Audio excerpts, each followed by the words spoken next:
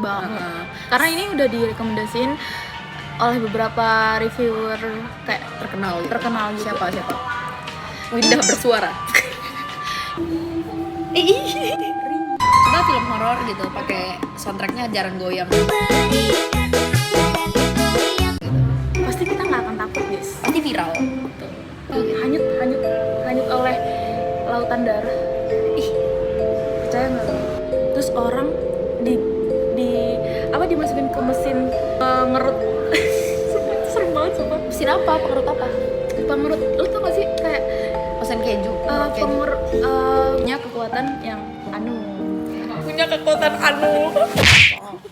Teman-teman, selamat datang kembali di Warung Film. Mbak narkoba ya? Selamat datang kembali di Warung Film. Kali ini kita bakal mengulas film lagi. Dan kali ini bareng orang yang lebih paham tentang film. Enggak. Jadi teman-teman, Warung Film itu terdiri dari kita bahas aspek sejarah dikit ya. Jadi Warung Film itu adalah ruang yang gue ciptakan dengan keisengan sebenarnya. Jadi gue ujian, gue tau gak sih? Gue ujian, terus gue pikiran, gue pengen bikin konten bahas film. Terus ya udah, beres ujian gue langsung bikin konten di kantin. Jadi kalau lu lihat Warung Film, itu konten pertamanya di kantin. Dan kita masih pakai uang niat ujian. Tercipta dari keisengan teman-teman. Dan gue belum jadi mahasiswa film. Sekarang udah jadi mahasiswa film nih, udah ada pengetahuan dikit lah soal film. Karena sebenarnya beneran orang awam banget kan. Kalau saya aja orang awam gitu, nggak apa-apa. Kita kan penonton berhak membahas. Penonton berhak membahas gitu kan. Tapi kali ini kita bakal bahas bareng orang film, mahasiswa film yang mungkin lebih paham lah daripada sebelumnya. Jadi kali ini Warung Film sudah menghadirkan suasana baru. Dan mungkin kedepannya kalau ada konten baru dari Warung Film, kita bakal ketemu orang-orang yang lebih yakin nggak? Doain aja. Nggak tahu gue bisa wawancara Sheila Dara terus nanya, kak film favorit kakak apa gitu. Oke lanjut. Kita kali ini mau bahas dan review. Sebenarnya dibandingkan review tuh pengen tahu top 3 lo aja sih. Sebenarnya agak salah bahasa gue selama jadi host selama ini. Ada satu orang nih narasumbernya. Ini banyak yang disensor ya guys.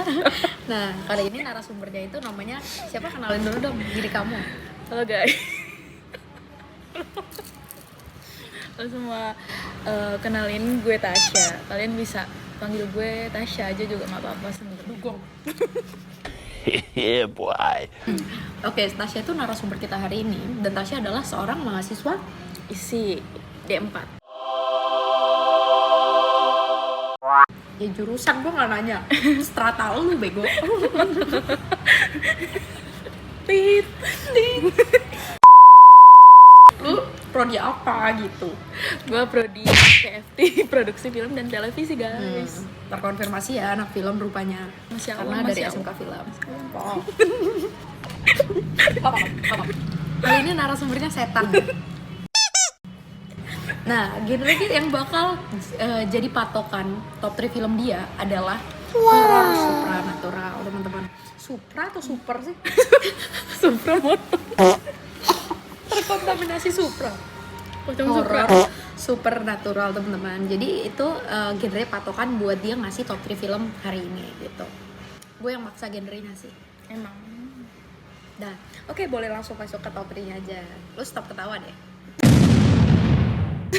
Top 3 film. Top 3 film horor supernatural menurut lu. Jujur gue nggak suka horor, tapi waktu itu nonton horor karena yang pertama pasti diajak teman gue. Kalau misalnya gue di bioskop nontonnya, gue akan selalu nutup mata gue. Tutupnya kayak gini. Enggak, tapi meskipun gue tutup mata, gue tahu keseluruhan alurnya. Anjay.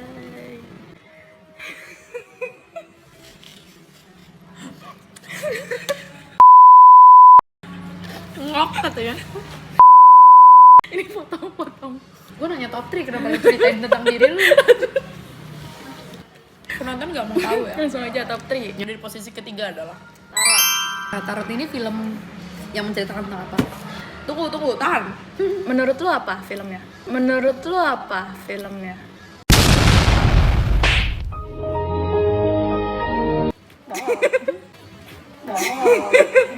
Terus kenapa lu taruh dia di top 3? Yang ketiga. Terus apa sih aspek yang bikin lu suka sama film ini? Oke. Pertama Tadi apa? coba ceritain tentang apa dulu. Oke. Tarot ini itu ada di Netflix dan itu menceritakan tentang berapa ya, dia segerombolan mahasiswa yang kayak dia tuh suka jalan-jalan bareng, kayak jalan-jalan entah kemana aja tuh dia bareng. Terus kalau nggak salah 5-8 orang, gue lupa. Kalau 1000 bisa. Jadi tuh dia bentuknya circle dan Lu. jadi tuh apa ya, pokoknya singkat cerita mereka sedang berlibur lah, kayak ke villa gitu. Mereka gini nih, mereka tuh circle. Circle. Biasanya tuh liburan bareng. Dan kali ini mereka liburan lagi. Terus kali ini dia ke villa. Nah, ke villanya ini enggak dong. Bali. Okay. Bogor. Enggak. Yang benar, ini film dari mana? Film dari Hollywood kah? Korea kah? Hollywood. Oh, Hollywood. Terus lupa jujur gimana ya? Enggak, gimana ya gue ceritainnya? Jangan bego deh. Jadi ketika mereka sampai di satu rumah, mereka akhirnya kayak menemukan sebuah apa ya, ruang bawah tanah. Oh, di villa ini. Iya. Kok jadi rumah sih tiba-tiba beda lagi? Iya, villanya itu kan berbentuk rumah. Oh iya. Nggak salah gua. Lanjut. Mereka menemukan kayak ruang bawah tanah. Dan salah satu dari mereka itu punya kekuatan yang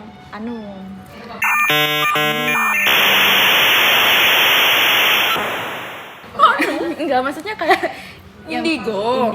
Indigo. Apa jadi kekuatan anu?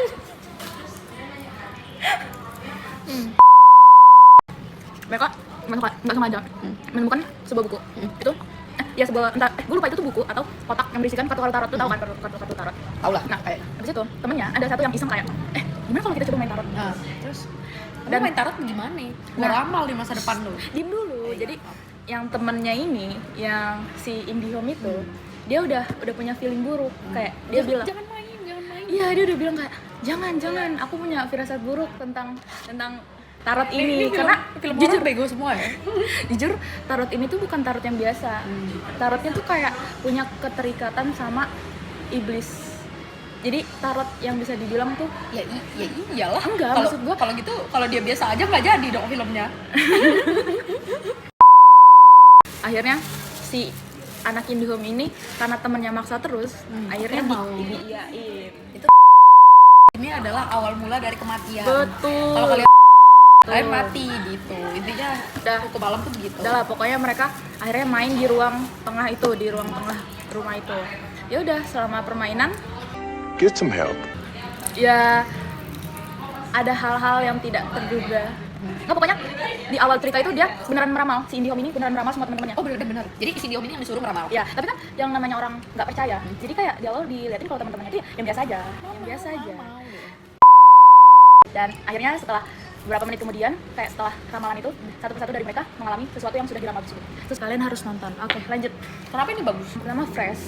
Kayak gue nonton film horor yang nggak melulu tentang setannya sebenarnya ada setannya. Cuma menurut gue yang membedakan adalah di sini kayak dibuat per apa ya? Jadi tuh Divisi. kayak jadi per orang itu hantu atau setannya itu beda-beda. Jadi kayak unik gitu loh. Kayak bener-bener anjir, lu nggak boleh kedip karena sekalinya lu kedip lu akan ketinggalan ini akan bagian apa gitu. Sumpah itu seru banget. Masa sih? Sumpah itu seru banget. Masa sih? Nggak Iya, percaya. lu harus nonton ya. Lu harus nonton. Oke. Oh iya, sama warna filmnya gue suka. Sebagai orang film, Iya, tapi mood board-nya. gelap sih, gelap. Iya, lu suka mood board-nya. Iya. Tapi untuk story-nya itu bagus sih. Oke. Jadi menceritakan tentang kelompok mahasiswa yang datang ke sebuah villa dan akhirnya ternyata di bawah villa itu ada ruang bawah tanah. Di mana ruang bawah tanah itu ternyata punya kartu tarot. Dan akhirnya mereka penasaran dan nyoba. Dan justru malah adanya tarot ini, keputusan mereka bermain tarot ini justru membawa mereka ke malapetaka. Itu ringkasan ceritanya. Tele-tele lu. Kan biar jelas. Top 2-nya apa? Itu Evil Dead Rise. Oke, ini salah satu film yang terkenal ya. Gue jujur nggak tahu tarot. Tapi kalau Evil Dead Rise tuh setidaknya pernah denger lah. Itu gore banget sih. Itu film gore pertama yang gue tonton ketika kelas 11 SMK. Lu bayangin di situ gue di bioskop nangis gara-gara film itu. Sumpah, gue takut banget horor dan gara-gara film itu gue nggak bisa tidur bener-bener kayak 5 minggu. enggak, itu serem banget. Sumpah, Masa itu sih? seremnya tuh bukan Bukan serem setan kan pasti. iya, karena ke- lebih ke thrillernya sih, kayak soalnya banyak bunuh-bunuhannya, banyak darahnya tuh kayak bener-bener lu bayangin di basement itu isinya darah semua, terus orang di apa dimasukin ke mesin pengerut. Sumpah, itu serem banget sumpah. Mesin apa? Pengerut apa? Pengerut, lu tau gak sih kayak Mesin keju, pengerut keju. pengerut sampah itu loh, tau nggak? Oh, itu yang penghancur sampah Penghancur itu. sampah yang... itu. Bayangin. Ini gua nggak bisa ngejelasin apa ya. Inti ceritanya pokoknya ini tentang apa ya? Kayak iblis-iblis juga. Cuma gue lupa jujur karena udah lama banget. Gimana sih? Tapi review film. Tapi ada keterkaitannya dengan iblis. Ya namanya aja udah Evil Dead Rise. Evil. Tapi kalian kalau mau tahu nonton sendiri aja karena dia nggak bener. Tapi lu jelasin kenapa lu suka film ini dari aspek anak filmnya. Kalau kamera movementnya itu gila banget. Ada scene di mana tuh dia memperlihatkan ini kayak POV dari setannya juga. Kayak misalnya setannya nyek nih, berarti dari sini. Iya. Enggak sih, enggak seru ya, harusnya lucu ya. Yang kedua adalah artnya. Oh, artnya. Nah, jadi itu di Evil Dead Rise 1 ini menceritakan tentang ada 2 saudara yang mereka tuh kayak kepisah gitu, dan ketika mereka sedang reuni, mereka tuh malah terganggu gara-gara ada seorang anak laki-laki namanya Ellie yang nggak sengaja melepaskan roh jahat dari kitab kuno, dan reuninya mereka tuh malah jadi kayak apa yang namanya? Petaka, dan mereka tuh harus bertahan hidup gitu dari apartemen yang terisolasi kayak gitu. Ini Udah skip udah 17 menit nih. Next. Pokoknya Evil Dead Rise tuh lu suka dari segi artnya karena dia nggak bisa nyeritain ceritanya, tapi kalau boleh jujur karena horor tuh bukan genre yang gue suka. Terus horor tuh keren loh, maksud gue kayak jadi horor tuh gak mudah. Kira maksud gue kayak film yang gimana ya? Menurut gue film yang genre-genre yang mudah dieksekusi romance, drama. Nah yang genre-genre yang suka tuh horor, komedi, action itu. Kalau komedi itu lebih ke storyline-nya sih, lu bisa ngangkut cerita itu dengan humor yang cocok di orang. Kalau horor tuh lebih ke banyak duitnya, terus mahal, pasti banyak CGI juga. Oke, setelah jadi film gue ngerti lah kalau bikin film tuh mahal. Menghadirkan sensasi menegangkan yang bikin kita takut tuh susah gitu. Benar. Coba film horor gitu pakai soundtracknya jarang goyang gitu, Pasti kita nggak akan takut, guys. pasti viral gitu. Next ke yang pertama. Pasti lo tahu. Ya tau lah orang gue yang nyuruh dia naruh di pertama. Nice. Enggak ya guys, tadi tuh emang gue tuh horor supernatural tuh gue cuma satu taunya. Yang pertama, yang ada di posisi pertama adalah Ini. Otopsi Of Jendo. Ya. Ya, ada Autopsy of Jendo. Jadi sebenarnya kita baru nonton ini tadi malam dan gue tuh pengen nge-review ini doang sebenarnya. Kita review bareng-bareng lah gitu. Tapi untuk ada di posisi pertama tuh worth it kan? Worth it banget. Karena ini udah direkomendasiin oleh beberapa reviewer kayak Terkenal gitu. Siapa? Windah bersuara. Lupa, skip. Ya pokoknya The Autopsy of Jendo ini gue pikir gak suka film horor, tapi gue tuh penasaran karena filmnya tuh gak lama, cuma 80 menit ya, di sejam 20 menit. Karena rata-rata film tuh 2 jam kan. Dan nonton ini tuh gue merasa kayak ini tuh baru, ini tuh kayak se-fresh itu gitu. Fresh, terus lu bayangin cuma satu tempatnya. Iya, cuma di sebuah rumah gitu kan. Sebuah rumah. Cuma di sebuah rumah doang. Tapi tuh kayak sebenarnya kalau dari segi set tuh nggak banyak. Cuma tuh kayak dia tuh dapat banget. Dagingnya banyak. Gue tuh kayak takut banget, terus tuh beneran yang kayak kalau dari gue ya, gue dulu Jadi dia yang review aktornya tuh ngaktor banget. kayak beneran dokter. Iya, beneran dokter kalau menurut gue ya. Kalau gue itu sih kenapa gue suka ada Autopsy of Jendo selain karena storyline yang bener-bener dia tuh padat, jadi tuh ada adegan yang nggak penting. Iya, karena sekalinya lu yang tadi gue bilang sekalinya lu kayak sambil makan tuh lu udah kehilangan. Benar. Jadi banyak untuk dibincangkan kalau bahkan lalat di film itu yang keluar dari hidung itu Ada tuh nggak artinya. sesuatu. Ada artinya juga. Benar. Jadi kalian wajib nonton ini. Lanjut, lu jelasin deh kenapa apa sih isi cerita dari The Autopsy of Jendo ini? Pokoknya suatu hari ada bapak sama anak yang punya rumah otopsi. Mereka ini kerja berdua. Bapaknya ini memang seorang dokter dan anaknya mengikuti jejak bapaknya. Suatu hari mereka kedatangan mayat yang nggak tahu dia tuh siapa, matinya karena apa, tapi badannya tuh masih lemas, kayak bener-bener fresh gitu loh, kayak badannya tuh kayak baru mati tadi gitu loh. Tapi itu sebenarnya udah ditemuin kemarin Gitu. Jadi tuh kayak mengejutkannya badannya tuh belum sama sekali belum kaku. Terus ada banyak aspek ketika diotopsi itu tuh banyak aspek yang kayak nggak make sense dengan badan semulus itu. Iya.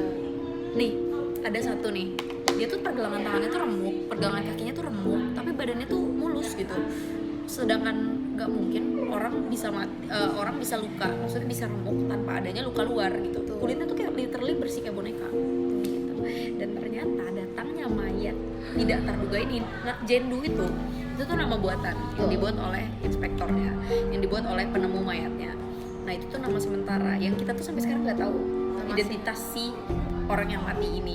Tapi rupanya kedatangan mayat pada malam hari itu yang harus diotopsi malam hari itu jadi petaka buat keluarga ini. Gitu. Menurut gua Top sih, itu top tier sih. top banget. Lu harus nonton. Jadi ceritanya tuh beneran literally cuma otopsi doang. Dan Kayak itu bercanda ya. setnya pokoknya cuma ya di ruang bawah tanah. Terus yang merupakan ruang otopsinya iya. kan. Terus bagian cerahnya ada di ending. Kalau dari cerita gue suka banget, tapi kalau dari Tasya nih aspek filmnya apa nih yang bikin menurut dia harus ada di posisi pertama?